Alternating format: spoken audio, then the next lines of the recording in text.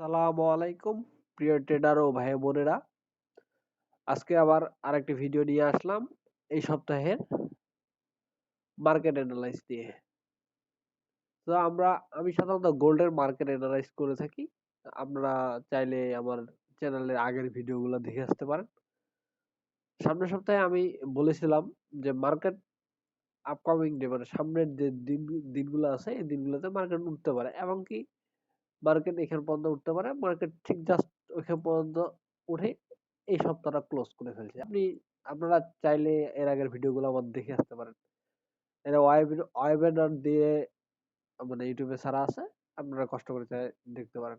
তো সামনের সপ্তাহে যেটা হবে যা হতে পারে মার্কেটে সেটা নিয়ে আজকে আলোচনা করব।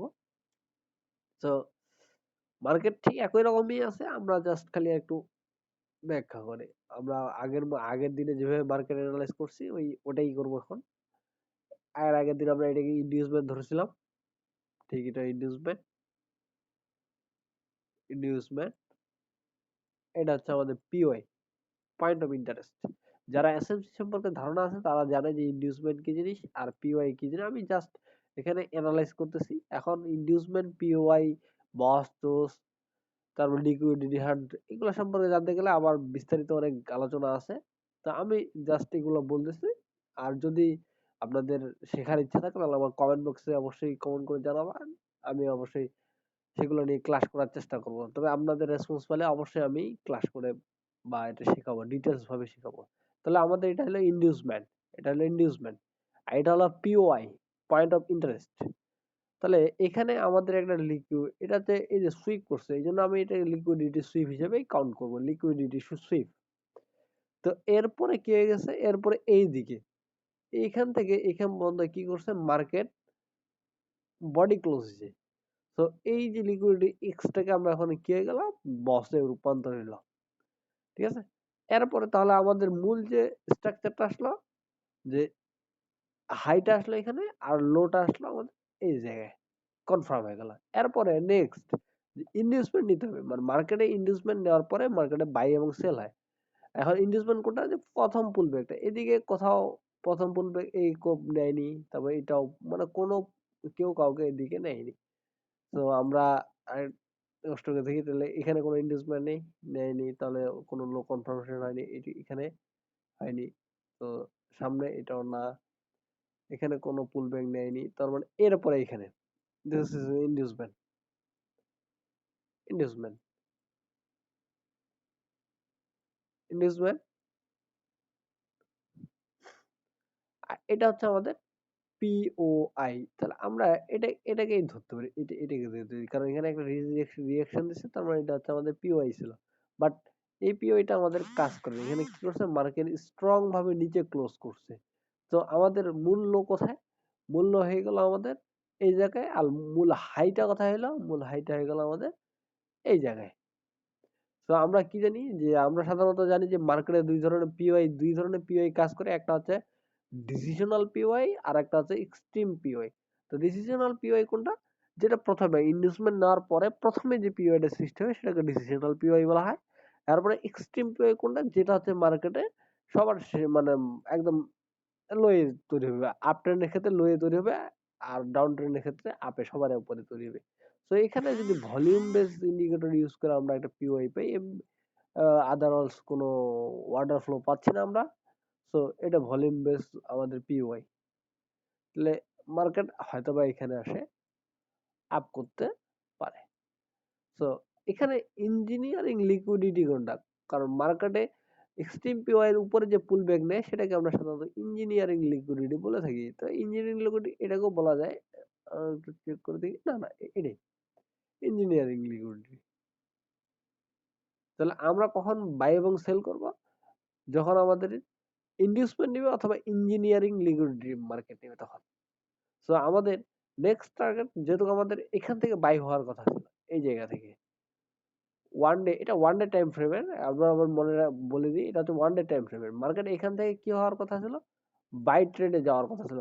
বাট মার্কেট এখান থেকে কোনো বাই ট্রেন্ডে যায়নি, আমাদের কি করছে, নেক্সট যে পুল ব্যাকটা মানে ওয়াটার ফ্লোটা ছিল, এই যে এটাকে ওয়াটার ফ্লো হিসেবে আমরা কাউন্ট করতে পারি। এটাকে ওয়ার্ডের ফ্লো হিসেবে কাউন্ট করে মার্কেট এখান থেকে উপরে এটাকে রেসপেক্ট করে উপরে চলে গেছে। যাই হোক, ওটা নিয়ে আবার আলোচনা করতেছি আমরা। তাহলে মার্কেটকে কি করার কথা ছিল? হয় এখান থেকে আপে যাওয়ার কথা ছিল, আর নয়তো বা এইখান থেকে আপে যাওয়ার কথা আছে। তার মানে কি হলো, যে মার্কেটে দুই ধরনের পিওআই কাজ করে, একটা হচ্ছে এক্সট্রিম পিওআই আর একটা হচ্ছে decisional P. Decisional P fail করছে, তাহলে এরপরে মার্কেট আসার কথা কোথায়? Extreme POI. তার মার্কেটকে ডাউনে আসার কথা ছিল, কিন্তু মার্কেট কি করছে, এর আগে আপে চলে গেছে। তার মানে যদি রুলস সবকিছু ঠিক থাকে, তাহলে মার্কেট এখান থেকে এই এই হাইটাকে ক্রস করার আগে ডাউনে আসার কথা। তো দেখি এরপরে আমরা লোয়ার টাইম ফ্রেমে যা দেখবো যে কি অবস্থা। এরপরে আমরা 4 আওয়ার টাইম ফ্রেমে যাবো। 4 আওয়ার টাইম ফ্রেমে তাহলে আমাদের কথা হচ্ছে যে এখান থেকে মার্কেট উপরে যাবে, না এখান থেকে মার্কেট উপরে যাবে। সো আমাদের এখান থেকে যায়নি, তাহলে আমাদের টার্গেট হচ্ছে এখানে। তার মানে এখানে আসতে গেলে মার্কেটকে ডাউনে আসতে হবে।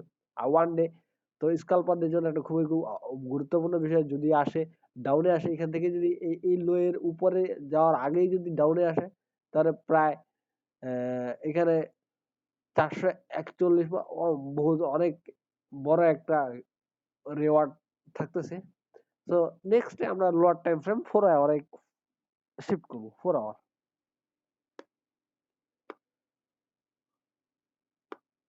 মার্কেটে মাল্টিপল টাইম ফ্রেম অ্যানালাইজ না করলে মার্কেট কাজ করবে না। মানে একটা টাইম ফ্রেম অ্যানালাইজ করে প্রফিট করা খুব কঠিন, বা মার্কেট খুব কম সময়ে এটাকে সাকসেস হওয়া যায়। তো আমরা নেক্সট তারপরে লোয়ার টাইম ফ্রেম হিসেবে আমরা কোনো করলাম 4 আওয়ার। তো এখন আমরা higher time frame investment lower time ফ্রেমে চুজ হয়ে থাকে।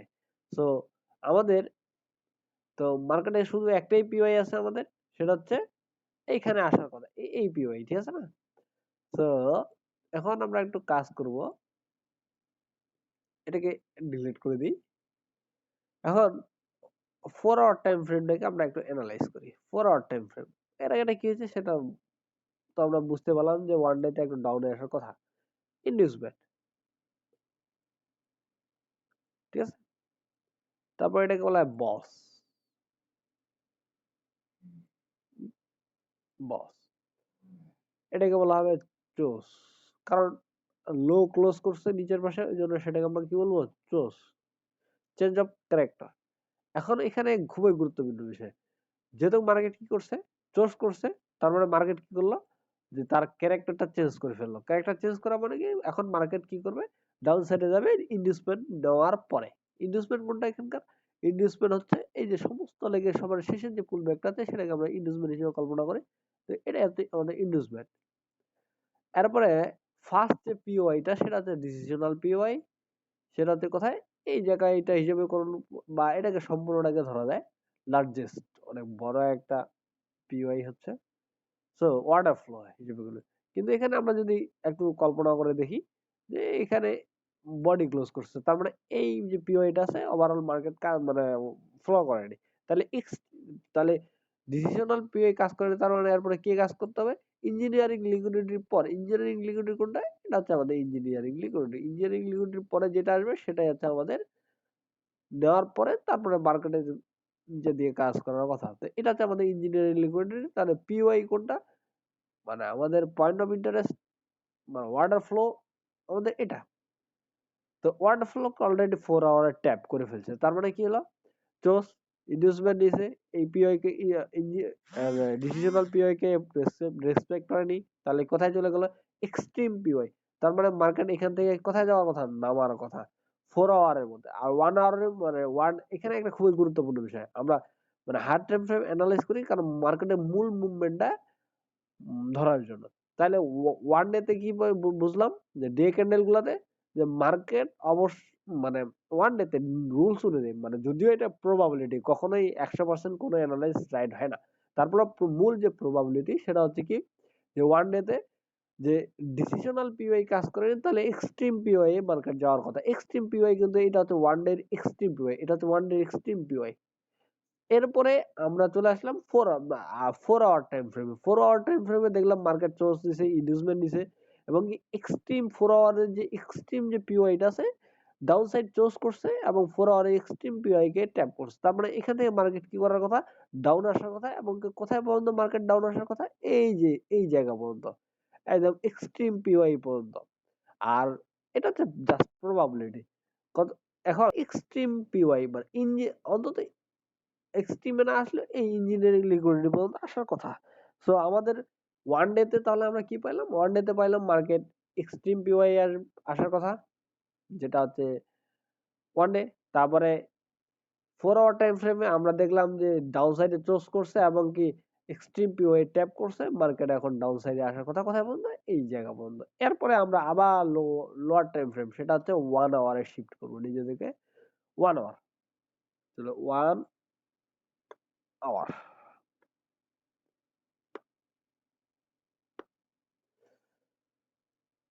আচ্ছা, আমাদের 4 আওয়ারে যে লোটা পাইছিলাম সে লোটা ছিল এইটা। তা আমরা এখান থেকে হিসাব করবো না, আমরা জাস্ট অত অ্যানালাইজ করার প্রয়োজন নাই, আমরা জাস্ট এখান থেকে হিসাব করবো। এখান থেকে কেউ মার্কিং করতে পারেন যারা নতুন। আমি এতটা মার্কিং না করা, এখান থেকে মার্কিং করা শুরু করলাম। তো এখানে এটাকে বলা হয় বস, ধরলাম আমি বস এটাকে। এটা তাহলে কি হলো? ইনডিউসমেন্ট। ইনডিউসমেন্ট মূলত এটা আমাদের পুলব্যাক হিসেবে আইডেন্টিফাই করাটা খুবই গুরুত্বপূর্ণ। পুলব্যাক আইডেন্টিফাই না করতে পারলে, মানে পুলব্যাক ভ্যালিড পুলব্যাক আইডেন্টিফাই না করতে পারলে আমাদের অনেক কিছুতে মার্কিং এর সমস্যা হয়। তো এরপরে কি আছে যে এটা হচ্ছে আমাদের পিওআই। তো এরপরে নেক্সট পিউ ইনডিউসমেন্ট নেওয়ার পরে এরপরে আমাদের হলো বস, তারপরে হলো কি আমাদের আবার ইনডিউসমেন্ট। কোথায়? This is called inducement. তারপরে কোথায়? It's call BOS. এটা পিওআই, সরি, এটা হচ্ছে বস। তো এখানে একটা দেখি একটু, এখানে একটু গুরুত্বপূর্ণ বিষয় হয় যে এই এই জায়গা মার্কেট উঠছে, এই যে লোটাকে ক্লোজ করছে, তার মানে এটা একটা পুল ব্যাক, তার মানে এখানে গেছে, তারপর আবার এই লোটাকে ক্লোজ করছে। তার মানে এখানে কি বোঝা যাচ্ছে? অনেকে এখানে ভুল করবে মার্কিং এর ক্ষেত্রে। তো খুবই গুরুত্বপূর্ণ, গুরুত্বের সহকারে দেখবো। এটা হচ্ছে হায়ার টাইম ফ্রেমের পিওআই। আমরা একটু হায়ার টাইমের পিওআইটাকে একটু এই সাইড করে দিই। তো এখানে এটাকে বলা হবে inducement. This call inducement. Inducement আর লিকুইডিটি সুইপ, ঠিক আছে। ইনডিউসমেন্ট দেওয়ার পরে উপর দিকে ক্লোজ করছে, এটা এক্স ধরে নিলাম, কারণ লিকুইডিটি সুইপ। বাট এখানে কিন্তু বডি ক্লোজ হয়ে গেছে, মার্কেটের বডি কিন্তু এখানে ক্লোজ হয়ে গেছে। তার মানে হলো আমাদের এই জায়গাটা হয়ে গেল বস।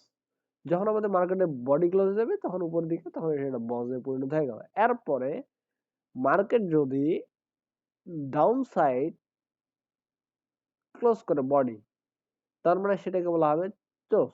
কিন্তু এখানে আমাদের কি করছে? সুইপ করছে। তো এখানে একটা বিষয় আছে, একটু পরে আমরা এই সুইপ করে এইখানকার সুইপটা মানে হায়ার টাইম ফ্রেমে টাচ করার পরে যদি লোয়ার টাইম ফ্রেমে আসার পরে যদি সুইপ করে, তাহলে সেটাকে চোস হিসেবে কাউন্ট করা হয়। তবে আমরা একটু পরে এটাকে হিসাব করতেছি। তো আপাতত মূল যে স্ট্রাকচারটা সেটা, এখানে যদি বডি ক্লোজ হয়ে যায়, তো এই যে এই এই লোয়ের নিচে যে বডি ক্লোজ হয় তাহলে চোস, তাহলে মার্কেটের ক্যারেক্টার হয়ে গেলো চোস, মানে এখান থেকে ডাউন সাইডের দিকে যাওয়ার সম্ভাবনাই সবচেয়ে বেশি। তারপরে এরপরে আমরা একটু কাজ করবো যে 4 আওয়ার টাইম ফ্রেমটাকে একটু না, এটা 1 আওয়ার দেখলাম। এরপরে আমরা যাবো 15 minute time frame. 15 minute, 15 minute time frame,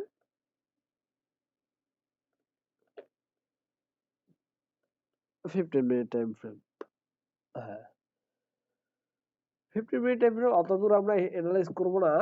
just 15 minute time ফ্রেমে ওই এক্সট্রিম থেকে, যেহেতু এক্সট্রিম পিওআই টাচ করছে, অত দূর নিচে যাওয়ার কোনো প্রয়োজন নাই। আমরা জাস্ট এখানেই দেখবো যে এটা হচ্ছে আমাদের ইনভেস্টমেন্ট। এটা আমাদের ইনভেস্টমেন্ট কিন্তু এখানে এটা 15 মিনিট টাইম ফ্রেম ইনভেস্টমেন্ট। আর এখানে লিকুইডিটি সুইপ করছে, জাস্ট উপরের দিকে চলে গেছে, উপরের দিকে চলে গেছে। তারপর এটা বস হয়ে গেল, কারণ যেহেতু এখানে বডি ক্লোজ হয়ে গেছে, বস। এরপরে এর নিচে কমছে, তার মানে সুইপ করছে, তার মানে কি হওয়ার কথা ছিল? এখান থেকে মার্কেট আপ সাইডে যাওয়ার কথা, এখান থেকে মার্কেট আপ সাইডে চলে যাওয়ার কথা, এই মানে যেটা স্বভাবতই। কিন্তু কিন্তু কিন্তু এখানে খুবই গুরুত্বপূর্ণ বিষয়, এটা হচ্ছে হায়ার টাইম ফ্রেমের পিওয়াই, হায়ার টাইম ফ্রেমের পিওয়াই। হায়ার টাইম ফ্রেমের পিওয়াই অর্থ কি? আবার আমরা দেখলাম এখানে গুরুত্বপূর্ণ বিষয় নোট মানে চিন্তা করতে হবে যে ফার্স্ট টাইম দেখলাম যে ডে ক্যান্ডেলে আমাদের কিন্তু এক্সট্রিম পিওয়াই আছে, যেটা নিচে, যেখানে মার্কেট যাওয়ার কথা। তারপরে 4 আওয়ার টাইম ফ্রেমে আমরা দেখলাম যে চোজ করছে এবং এক্সট্রিম পিওয়াই এ টাচ করছে, তার মানে সেখান থেকেও নিচে যাওয়ার কথা। তার মানে আমরা কি পেলাম, দুইটা কনফার্মেশন পেলাম, ডে তে নিচে যাওয়ার কথা আর 4 আওয়ারে নিচে যাওয়ার কথা। ঠিক আছে, এরপরে ওয়ান ডে তে কি পাইলাম, ওয়ান ডে তে আমরা পাইলাম যে অবভিয়াসলি যে বস ইনভেস্টমেন্ট নিয়ে উপরে মার্কেট আপ উপরে যাচ্ছে, মানে মার্কেট মূলত আপ ট্রেন্ডে আছে, মার্কেট মূলত কি ট্রেন্ডে আছে, আপ ট্রেন্ডে। তো এখন মার্কেট আপ ট্রেন্ডে আছে, এরপরে হায়ার টাইম ফ্রেম পিওয়াই তে আমাদের ক্লোজ করছে। সো এখানে মূল সমস্যাটা এখন এখানে দেখবেন, এখানে এখানে এই জায়গায় একটু সমস্যা হবে। তো এখানে একটু একটা জিনিস বুঝে যে এর ক্ষেত্রে আয়ের আগে আমরা দেখছিলাম যে চোজ হয়েছিল কখন, যখন বডি ক্লোজ হয়েছে। বাট যদি হায়ার টাইম ফ্রেমে টাচ করার পরে লোকে সুইপ করে এখানে সুইপ করে, তখন এটা ডিরেক্ট চোজ হিসেবে কল্পনা, বডি ক্লোজ করার প্রয়োজন নেই, ডিরেক্ট এটা চোজ হয়ে যায়। এটা হচ্ছে আমাদের চোজ। তার মানে 4:15 আমাদের কি মার্কেট চোজ দিছে এবং কি 1 আওয়ারও মার্কেট চোজ দিয়ে দিছে। এরপরে আমরা ইন্ডিউসমেন্ট হিসেব করব, ইন্ডিউসমেন্ট কোথায়, that's it valid pull back and then inducement. Inducement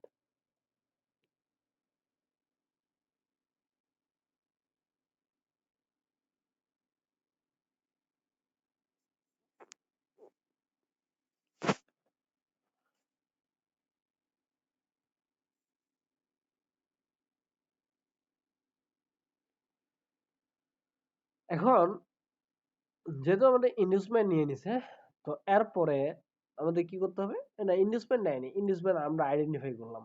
এরপরে নেক্সট যেটা আমাদের আসবে হয়তো প্রবাবিলিটি, মার্কেট এই এক্সট্রিম পিওআই ট্যাপ করবে, করার পরে 15 মিনিটে এখানে লোয়ার টাইম ফ্রেমে আবার বস্টন ইনভেস্টমেন্ট কনফার্মেশন নিয়ে আমরা জাস্ট সেল করব। যদি এখানে আসার পরে বস্টন ইনভেস্টমেন্ট দেয় তাহলে সেল করব, অথবা এখানে নিচে আসে ক্লোজ করার পরে যদি নিচে কোনো ইনভেস্টমেন্ট তারপরে এই যে ইমব্যালেন্স, এটা লার্জেস্ট ইমব্যালেন্স এখানে আসে, তাহলে সেখান থেকে আমরা কি করবো, সেল করবো। তার মানে কি আপকামিং ডে তে আমাদের কি আসতেছে, মার্কেট সেলের দিকে যাওয়ারই সম্ভাবনা বেশি। এটা হচ্ছে আমাদের মার্কেট অ্যানালিসিস, টেকনিক্যাল অ্যানালিসিস। যদি আমি ফান্ডামেন্টাল অ্যানালিসিসের কথা বলি, তো আমরা জানি যে এটা ইউএস ডলার এবং কি গোল্ড পেয়ার, তাহলে আমরা এক্সএইউ ইউএসডিটি। তো এখানে ডোনাল্ড ট্রাম্প, আমরা জানি ডোনাল্ড ট্রাম্প আমেরিকার প্রেসিডেন্ট বর্তমান, এবং কি তার সাথে আছেন ইলন মাস্ক। এখন এই দুইজন ব্যক্তি যেহেতু আমেরিকা, মানে এই দুইজনই আবার বিশিষ্ট ব্যবসায়ী, তো এরা চাইবে যে দেশের অর্থনীতি কিভাবে শক্তিশালী করা যায় সেদিকে বেশি ফোকাস দেওয়া। তো অতএব তারা তাদের উপর ডিপেন্ড করে, বা তারা যদি মানে সবকিছু যদি ঠিকঠাক থাকে আর তারা যদি দেশের মানে মূলত দেশের অগ্রগতি বা দেশের কারেন্সিকে স্ট্রং করার চেষ্টা করবে, যদি তারা স্ট্রং করার চেষ্টা করে থাকে এবং কি সবকিছু ঠিকঠাক থাকে, তাহলে মার্কেট ডাউনফলে আসার সম্ভাবনাই সবচেয়ে বেশি। কত দূর পর্যন্ত, এই যে এইখান পর্যন্ত, এইখান পর্যন্ত, এইখান পর্যন্ত। তাহলে আমরা ফান্ডামেন্টাল অ্যানালাইস পাইলাম কি, যে ফান্ডামেন্টাল অ্যানালাইস যে আমাদের ডোনাল্ড ট্রাম্প এবং ইলন মাস্ক যদি তারা দুজনেই একজন বিশিষ্ট ব্যবসায়ী আর অনেক বড় বড় পার্সন, তারা চাইবে তাদের দেশকে, দেশের অর্থনীতিকে অনেক বড় করার। আর টেকনিক্যাল অ্যানালাইসিস অনুযায়ীও আমরা কি পাইলাম, মার্কেট ডাউন সাইডে যাওয়ার কথা, কারণ যখন গোল্ড স্ট্রং হবে তখন মার্কেট উপরে যায়, যখন ইউএস ডলার স্ট্রং হয় তখন মার্কেট ডাউন সাইডের দিকে যায়, এটা আমরা সবাই জানি। কারণ বেস কারেন্সি আর কাউন্টার কারেন্সি, এখানে বেস, এখানে কারেন্সি না যদিও, এটা তো গোল্ড হচ্ছে একটা হচ্ছে ধাতু, তো আমরা কারেন্সি হিসেবে কল্পনা করতে পারবো না। তারপর আমি, ঠিক আছে, তো আমাদের আপকামিং ডেতে গোল্ড কি হওয়ার কথা, গোল্ড ডাউন সাইডে যাওয়ার কথা। আর সামনে এর আগের সপ্তাহে যে আমি ওয়েবিনারে নিয়ে কথা বলছিলাম, সেটাতে আমি স্ট্রং বলছিলাম, মানে আমি বলছিলাম জাস্ট প্রতিটাই প্রবাবিলিটি। তো আমি বলছিলাম আপনারা ভিডিওটা যা দেখে আসতে পারেন, ভিডিওটা আছে 4 hour time frame, one day তে যাই, ওয়ান ডে গেলে বেশি ভালো বোঝা যায়। আমি এইখানে আমি যখন এই জায়গায় ছিলাম সম্ভবত, আমি বলছিলাম যে এখান থেকে মার্কেট আপ সাইডে যাবে, যাওয়ার পরে ডাউন সাইডে যাওয়ার প্রবণতা বেশি আছে। তো ইনশাল্লাহ মার্কেট মানে ফুললি আপ সাইডে চলে গেছে। এখন দেখি ডাউন সাইডে কতটা যায়। ঠিক আছে, তাহলে আজকে এখান পর্যন্তই। দেখা হবে ইনশাল্লাহ এরপরে কোনো এক ভিডিও।